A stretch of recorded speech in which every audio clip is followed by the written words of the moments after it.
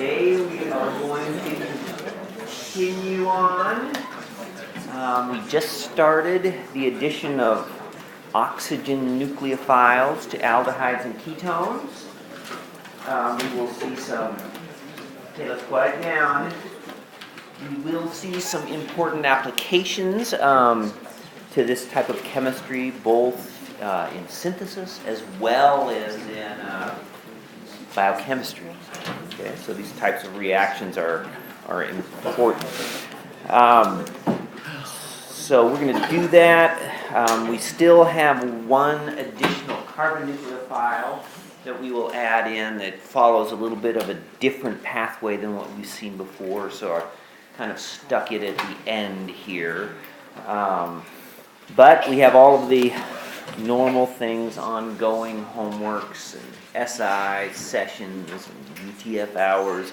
Make sure, I know it's easy to get a little overwhelmed with reactions at this point, so it's really important to keep, building up your lists of reactions and practicing those reactions as we go along.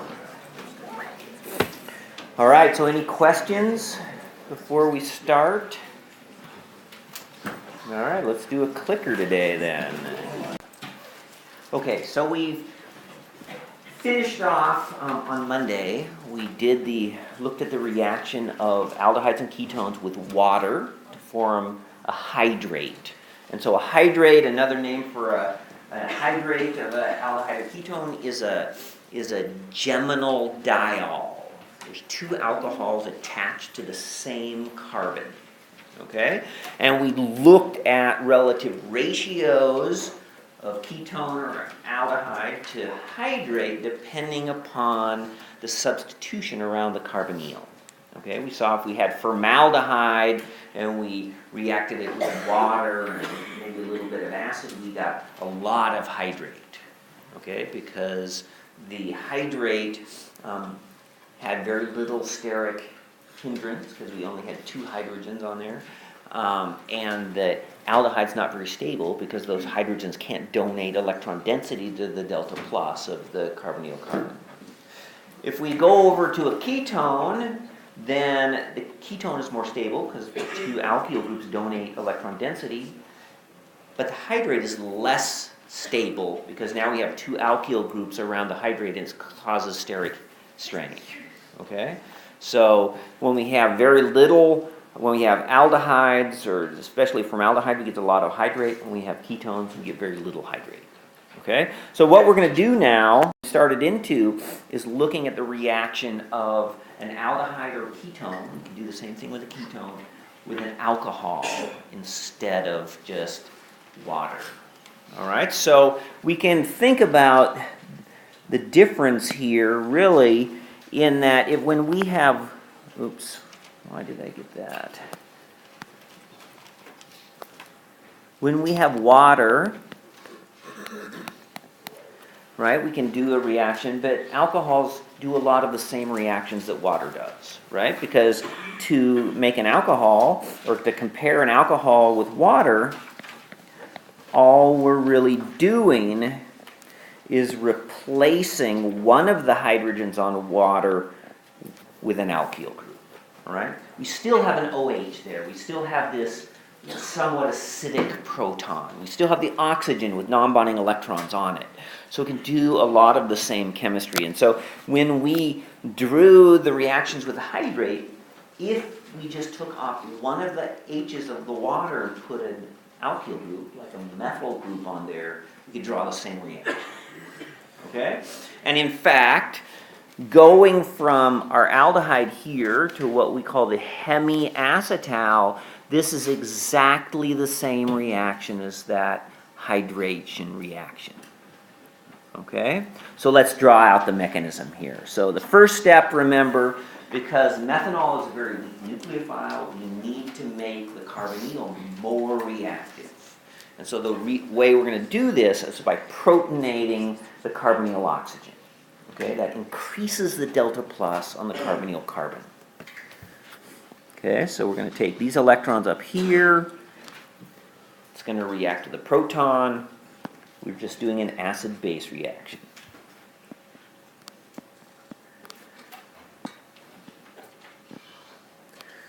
Okay, and so we get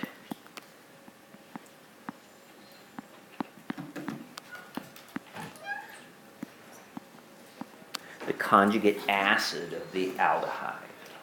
Okay, remember that by putting the plus on the oxygen, that's going to draw more electron density up to the oxygen. It's going to increase the delta plus on the carbon. We can show that by drawing another resonance form, where we just move the pi bond up onto the oxygen, or those electrons. I'm not going to draw that now, because we've got to have too many structures to draw here.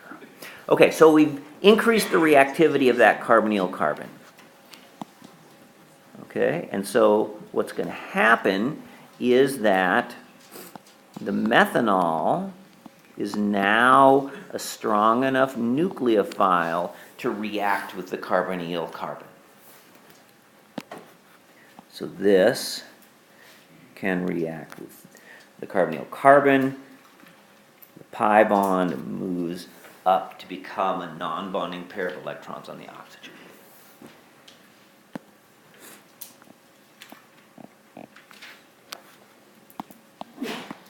Okay, after we've done that, we now have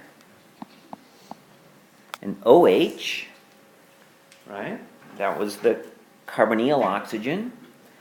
And we have this methanol group, kind of, attached, like this. Okay? Now, the tendency sometimes is just to want to make a shortcut to go from this species here directly to the hemiacetal by not using methanol, but say take off the H and just use methoxide. And you're like, oh, this is so clever. Let's skip a step, right? Makes my mechanism easier than Davidson made me do it. You can outsmart me this way. So what's the problem with doing that? Right, the methoxide, if we generated that to form a nucleophile, is a very strong base. Okay? But we're running this reaction in acidic conditions. All right, so we cannot form a strong base like hydroxide or methoxide under acidic conditions. Okay, those two conditions are just incompatible. Because if we have methoxide, it's just going to immediately react with the H+, give us methanol back. Okay? So we can't take that shortcut. We have to use the methanol and form this intermediate, this protonated intermediate, and then we can get to our hemiacetal by deprotonating that intermediate. Okay? And as a base in here, all we're going to do is use a methanol molecule as the base, and it can remove this proton and form the hemiacetal. Okay, so the hemiacetal is really just a neutral tetrahedral intermediate here. Okay? And it's really not that stable. There's only certain cases where you can stop at a hemiacetal. Okay, usually it's going to react further to form the acetal. All right, so if we think about this acetal and think about what we want to accomplish to form, or the hemiacetal, think about what we want to accomplish to form the acetal, we look here and we notice that well, let me go here. Let me go get, okay, give me the choice. Okay, I'm going to use an arrow this time. Okay, we look at this tetrahedral intermediate. If we wanted to remove this methoxy group here, right, and that would be essentially going backwards, what we would want to do is protonate that oxygen to make a good leaving group. That would go to here, right? This would be our good leaving group, and we could go backwards. Okay, but that's not what we want to accomplish. We don't want to go backwards at this point. We want to lose the OH now, because our product over here doesn't have an OH in it. So how do we lose the OH? We protonate on that one, right? We've seen this over and over again. If we want to lose an OH, the way is to protonate it, make a water molecule, makes it into a good leaving group, and we can get rid of it then. Okay, we did that with forming the imines before. Okay, so what we're going to do is we have to, in the second step here, we still have to have our acid catalyst. And to go forward, the oxygen of the alcohol is going to become protonated. Okay, and so we're going to loop back down around this way.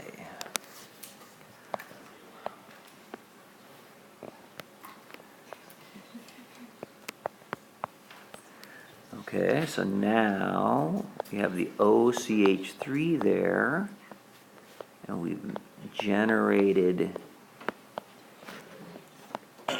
this water molecule, which is now a good leaving group. Okay, so the water can come off. Right, so it can come off. It would form a carbocation at the position where it's attached, but the way we can stabilize that carbocation is by using non-bonding electrons on the oxygen. Okay, it's really just another resonance form, but we're going to go to the most stable resonance form first instead of drawing every resonance form. Okay, so this is going to go down this way. And what we get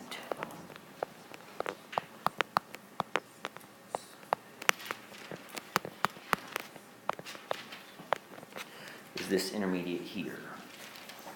Now, does the structure of this intermediate around this oxygen and the charge and everything look like any other intermediate in this mechanism that we've been drawing?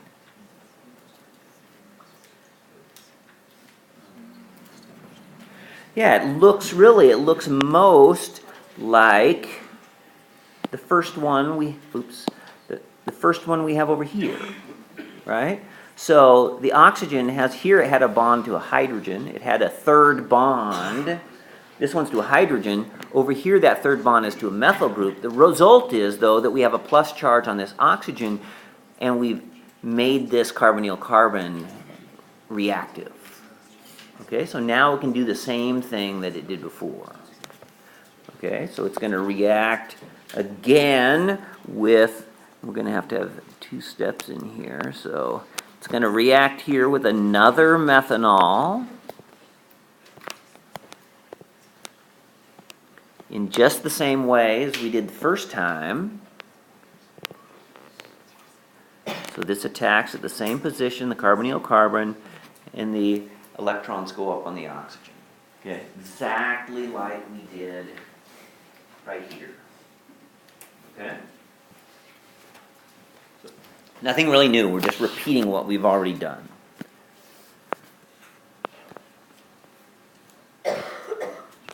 And then we form this species with an OCH3 here, an H, and a methanol over here, and that still has its proton on it. Okay? Just like we did here, we added methanol and formed this species here with the protonated methanol here. Same species right here. Right? The only difference is we have an OCH3 here instead of the OH over there, because we already replaced that one. Okay, so then what do we have to do to get to our acetal? We just have to deprotonate it. Okay, so unfortunately I don't have a lot of space here. I wish I had a bigger screen here. I'm going to loop around this way. We're just going to use, again, okay, I'm going to reverse my arrows so I can put my methanol on the other side. This one's going to go this way, and this one goes this way. Here's our our methanol is just going to act as a base. There's its non-bonding electrons. It's going to snake all the way around over here and remove that proton and gives us our acetal. Okay? Question? Yeah, go ahead. In these types of reactions, do we use the alcohol as the solvent, or is it run in some different? Okay, good question. So we're going to get to this a little bit in a minute. So the question is, do we just use the methanol as the solvent? And I think in most cases, if we're going to form an acetal of an alcohol that's an easy solvent, like methanol or ethanol or something like that, we'll just use the methanol as a solvent because that helps drive the reaction towards the product by increasing the amount of that reactant as well. Yeah, question? In the intermediate where you have both the hydroxy and the methoxy group, is there a way you could selectively protonate the methoxy group over the hydroxy group? Okay, good question. So the question is, when we're at the hemiacetal intermediate, right? Yeah. Can we select for protonation at either of those oxygens? Okay? And really the answer is no. So these are just competing reactions. It's all under equilibrium, you know? So think about what we would look like here if we tried to draw out a reaction coordinate diagram for this whole reaction, right? So we would start with, you know, the aldehyde on one side and the acetal on the other side. Probably we're going uphill. Well, I don't know. You know, the relative energies of these, I guess this would probably be downhill energy because pi bonds are, you know, 2 sigma bonds are usually stronger than a double, and then a sigma plus a pi. So let's say we're slightly going down in energy. And the reaction would go, we'd go up transition state to an intermediate here. It would go over a transition state to another intermediate here. Go over another transition state to the hemiacetal intermediate. This would be more stable than these other ones because it's neutral now. And then it would go over humps and valleys and stuff, and we make it all the way over here. So in the end, to drive this reaction, it's going to be under thermodynamic control. It's all under equilibrium. So to drive it one way or the other, mostly we have to control the amounts of the reactants and the products. Okay, so if we want to start over, we want to move from reactant to product. We use an excess of methanol. All right, that drives the reaction this way. If we want to go from the acetal back to the aldehyde, what would we do?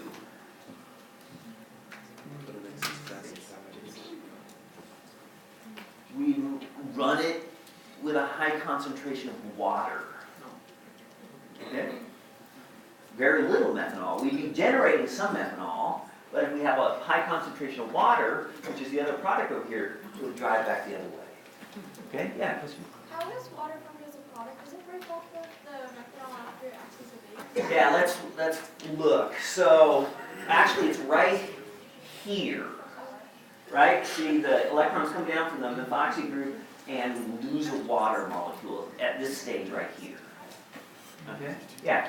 Is there a way to stop at hemiacetal, or is that always considered an intermediate? Yeah, so the question is, can we stop at the hemiacetal? So I think if we're making,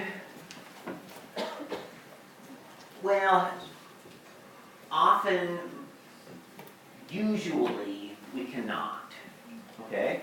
The place where we can, and we'll touch on this later, is where our hemiacetal, essentially where we have, say, an aldehyde and an alcohol in one molecule, and they reach around and make a cyclic hemiacetal. Okay? And then that can be stable. And in fact, that's what most sugars do. You take glucose, lactose, or these kind of sugars, they have an aldehyde and they have lots of alcohols and they reach around and they form a hemiacetal, and that's reasonably stable. And I'll show you that a little bit later. Okay? All right. Let's go on. That's a lot of mechanism there, right? So the key thing is to not just look at the whole thing and go, whoa, man, I'm never going to be able to remember all that crap, you know? You got, break it down into these steps, right? Oh, we just do an acid-base step to activate the carbonyl. That makes it strong enough to react with the nucleophile. Then you just do some more acid-base step, we make it to the hemiacetal, and then you think about, oh, what do I need to get rid of? The OH or the kind of ether part of it? And if you want to get rid of the OH, you got to protonate that to make a good leaving group. And we can kind of understand, the steps as we go through, and that makes it easier to remember. Okay, so we want to be able to recognize hemiacetals and acetals just when we look at a structure, okay? And even though acetals,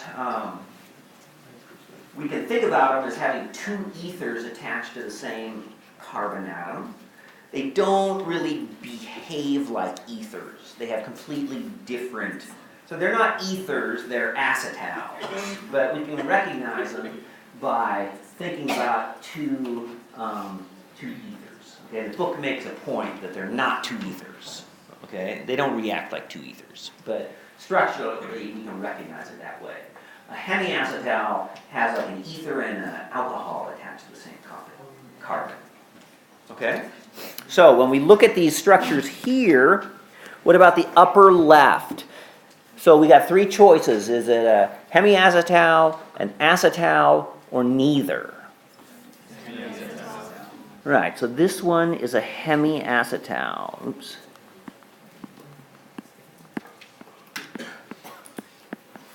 Right, notice because it has an OH and an ether attached to this same carbon. Okay, we could either go backwards by protonating on the methoxy group and the electrons from the alcohol would come down and kick that thing back. We're going backwards. You're trying to go to an acetal, we would protonate on the OH. The electrons on the other oxygen would come in and kick that thing out. Right? We could go either direction with the hemiacetal. Okay, what about the upper right? This is an acetal. Okay, this is an acetal, like I was talking about, of a cyclic structure. It would be of an aldehyde and an alcohol. What about the lower left? Neither. This is neither. Right? Because this just has two ethers. They're not connected to the same carbon. Okay, so it's not going to have the same kind of reactivity. What about the bottom right? This is also an acetal. Okay? So we want to be able to recognize these so we can know the type of reactivity they're going to have. And these are essentially two new functional groups. Okay? Hemiacetal or an acetal.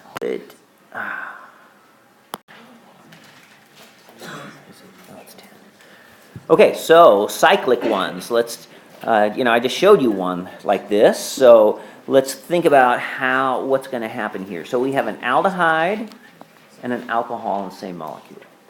So without drawing the entire mechanism, let's just think about, so the first step is going to be to protonate up here on the aldehyde oxygen.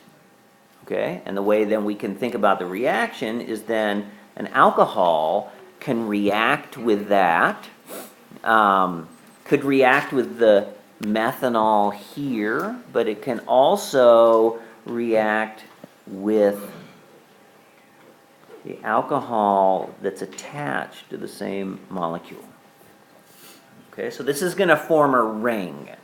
So in order to know how many atoms are in the ring, we have to count from the carbonyl, right? 1, 2, 3, 4, 5, and the oxygen is going to be in the ring as well. So this would be 6. So there's going to be 6 atoms in this ring. One of them is going to be the oxygen. Okay, so if I start like this, here's that H. We're going to have an O like this, and an OH like this. Okay, so this, what kind of a functional group is this one? This is the hemiacetal.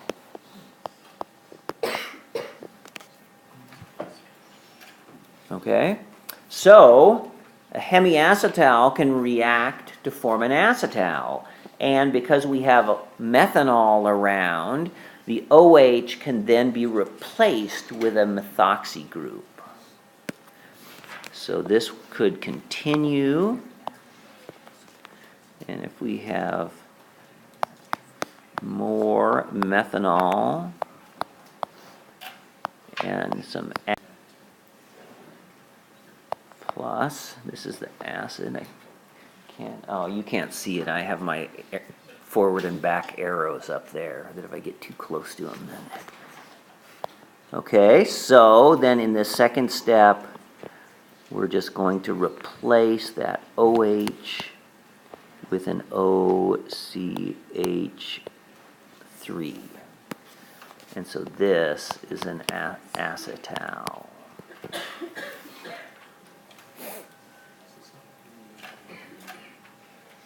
All right. And to get to that one, remember the way that this would work from this intermediate, right? The OH would get protonated. We'd get an intermediate that looks like this.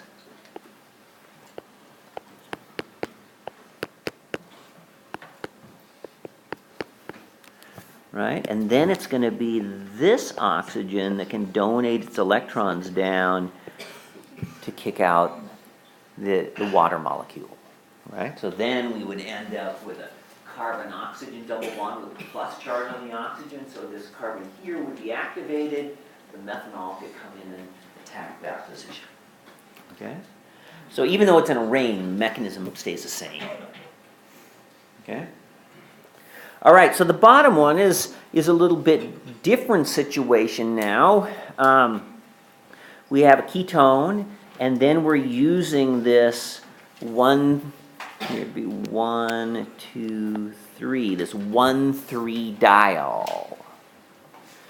Okay, so this can also form an acetal.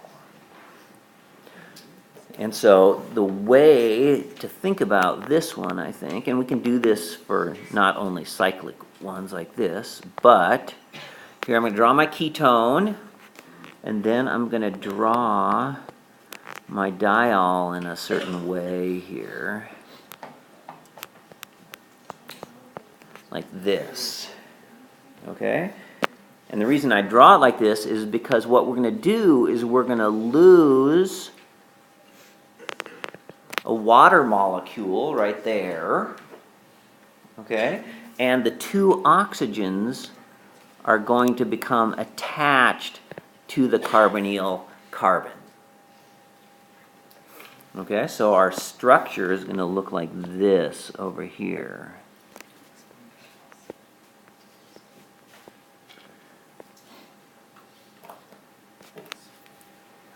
Right?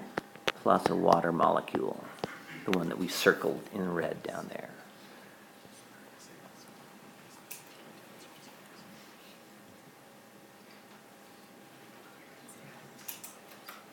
Okay? So again, you know, so let's draw out what the hemiacetal would look like. So what would we form as the hemiacetal here? All right, so the hemiacetal, the carbonyl oxygen would be an OH, right? And the hemiacetal would be the reaction of just one end of that diol, one alcohol with the ketone. So we could draw the O like this, and then it would just have this chain like this. So this would be the hemiacetal.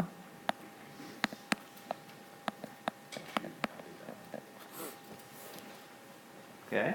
And then, to form the acetal, we end up, again, protonating on this alcohol. these electrons could come down and kick that out. We form this carbon-oxygen double bond with a plus on the oxygen, and then this could reach around to form the ring.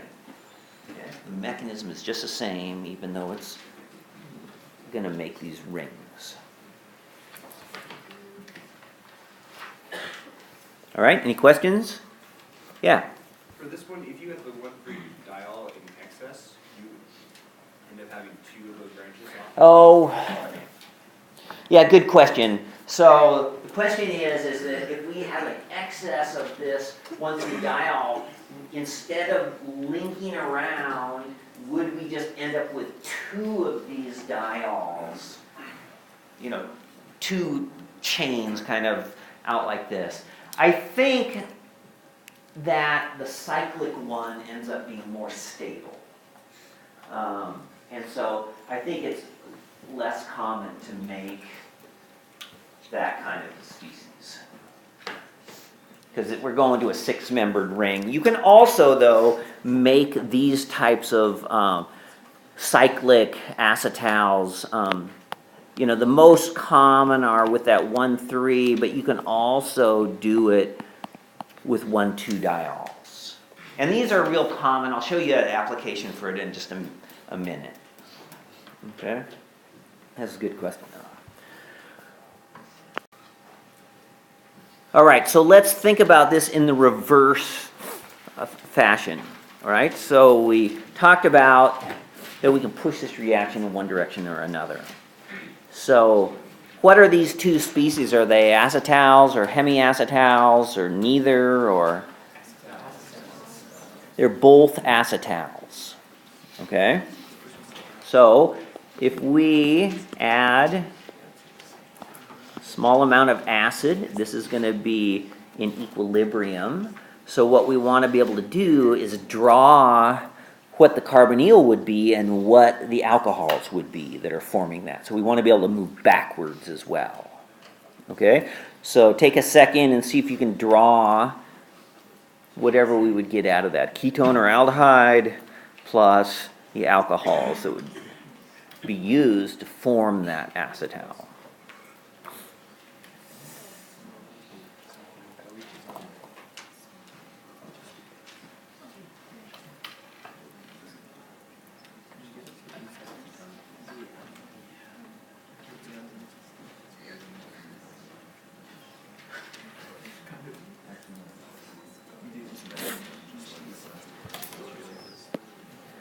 All right, so what we're going to do, right, is we're just going to cleave these two bonds right here. We're going to add hydrogens to those two oxygens, and that's going to be our diol. So I'm going to have O, we added an H here, and here's our 1,2-diol. Okay, for the other part,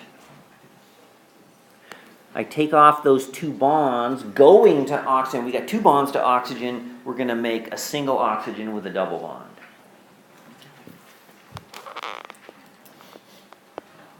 So this is a ketone. Okay? So this is just like I mentioned on the last slide. So we have the ketone plus, if we drew it in maybe a better way, this 1,2-diol. Okay? What about the bottom one?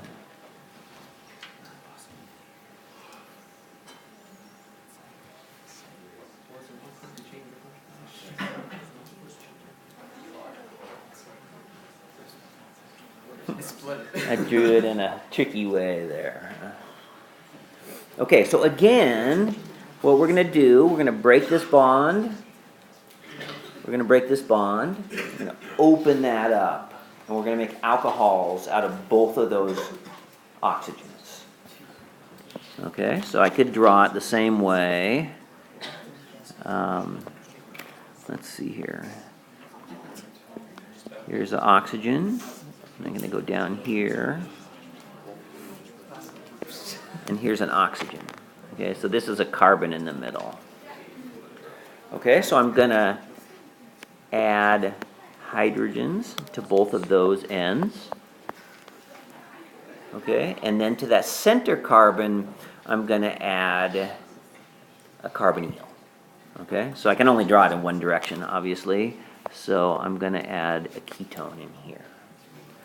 Okay, so we could also draw this, if we have our ketone in the middle, we have, 1, 2, 3 carbons on each side of it, and then an alcohol. So 1, 2, 3, like this.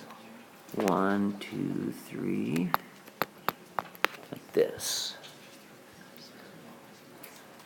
Okay, so we could also draw this species over here with, both of those oxygens in the same direction.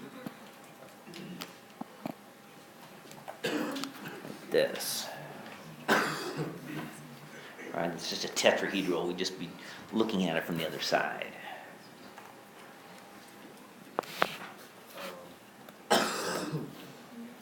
Okay, everybody with me?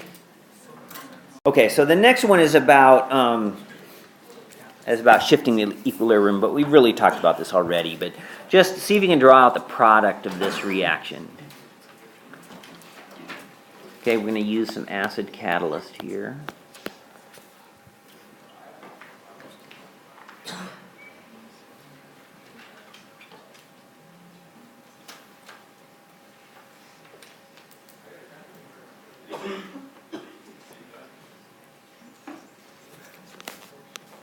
Alright, so we're going to just remove that carbonyl and we're going to make 2 separate bonds which are going to be to oxygens. Okay? And in this case, since we're just using methanol as the alcohol, we just add a methyl group to each of the oxygens. Okay, so we get this dimethyl acetal. All right, and like we said before, if we want to shift the equilibrium towards the product, we're just going to generally use an excess of methanol. If we start with the acetal and we want to shift it back this way, we could just use an excess of water. Okay, so we're just shifting the equilibrium because remember this equilibrium would have the equilibrium constant, and if you make one of those reactants a very high concentration, the other concentrations have to shift to match that equilibrium constant again. So that shifts the equilibrium back the other way. Okay, so an is that we can also use them as protecting groups. All right? So let's think about trying to convert this molecule on the left that has a ketone and an ester into that diketone. Okay, so think about this just for a second and think about what we have to accomplish here and how we might be able to accomplish that.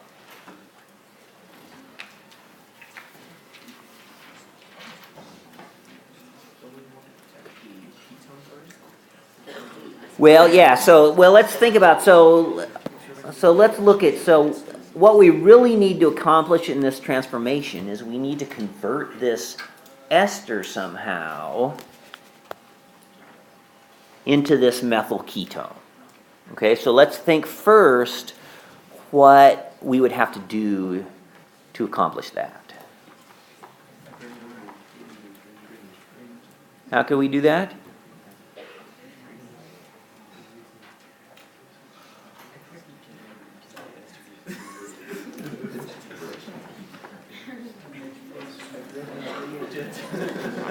All right, so a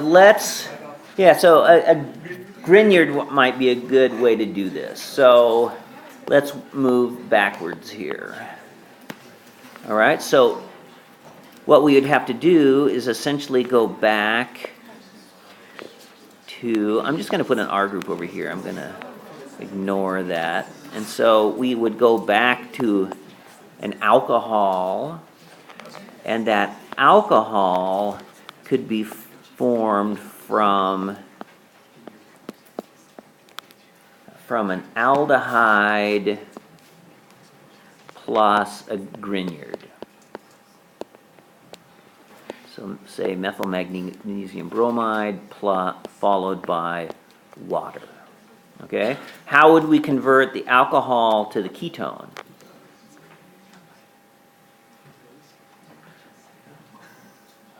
PCC. Right, we need to do an oxidation. So we could use PCC, or we could use chromium trioxide and sulfuric acid. Both of those convert secondary alcohols to ketones. All right, so then how can we get from the ester up above to that aldehyde? Dibow, right? So we have a weak reducing agent, diisobutyl aluminum hydride, followed by water, which will reduce an ester one time and stop at the aldehyde. Okay. If we use a stronger reducing agent like lithium aluminum hydride, then it will reduce that ester all the way to a primary alcohol. Okay, which we could just oxidize back with PCC to the aldehyde. Okay, so this is how we can convert that ester into the methyl ketone. Okay, but what's the issue here then, if you want to just do that? Okay, if we treat that molecule in the upper left with dibow, it's going to reduce both the ester and the ketone. Okay, even though dibow, it's kind of its specific application is to reduce esters to aldehydes, it will also reduce ketones to alcohols, or aldehydes to alcohols. Okay, so we can't do that first step without reducing both sides. Okay, so the way to get around this is to protect the ketone first. Okay, so for example, what we could do is we could protect this as some kind of an acetal. Let's just use, we can make a cyclic one, but let's just use methanol to form an acetal. Okay, and the reason I'm going to use methanol is because we'll learn later that under acidic conditions, esters can exchange as well. So now if we use methanol, and we exchange something up there, we'll still have a methyl ester. Yeah, we'll talk about that later. Okay, so we can go to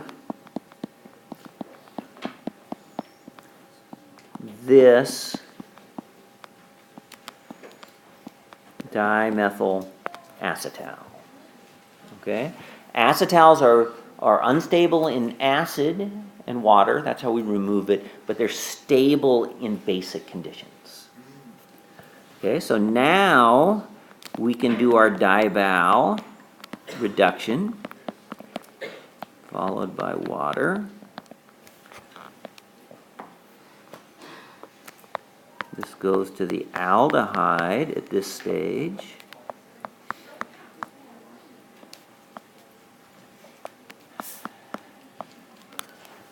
Okay, then because that acetal is stable to base, we can use the Grignard.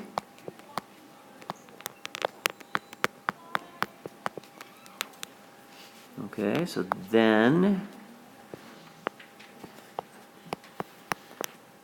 we get this secondary alcohol.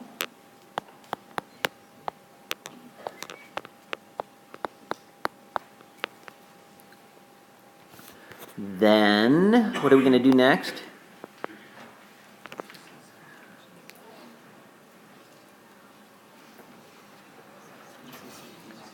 Yeah, we could, well, actually, we could either probably deprotect, remove that, or oxidize. So let's do the oxidation first.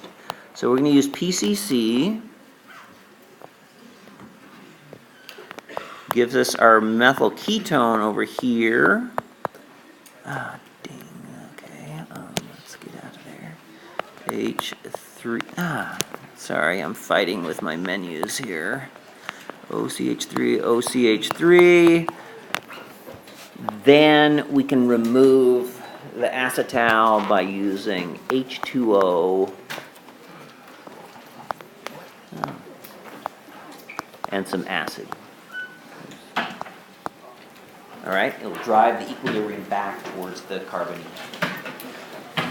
All right, so I will see you tomorrow. We have this one more reaction, a little bit of synthesis to practice, and then I will try by tomorrow to get the notes up for the next chapter as well.